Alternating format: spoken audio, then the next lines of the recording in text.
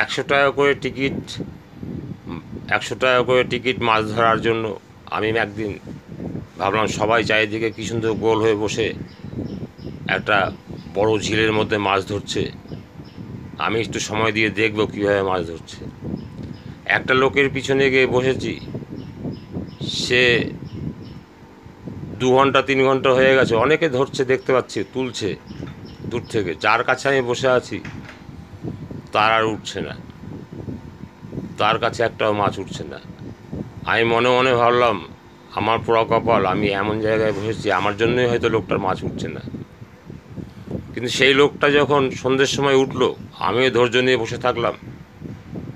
গোটা দিন পাইনি, সন্ধ্যের সময় একটা 7 কেজি ওজনের রুই মাছ বাঁধিয়ে ফেলেছে। এটা ধৈর্যের ফল।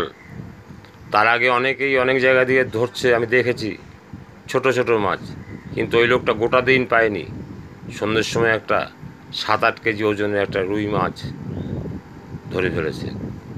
ধৈর্যের ফল দেখেছেন? তা আমি তখন ভাবলাম, না আমার জন্য ওঠেনি তা নয়, ওনার এইরকমভাবেই ভাগ্যে ছিল, তাই হয়েছে।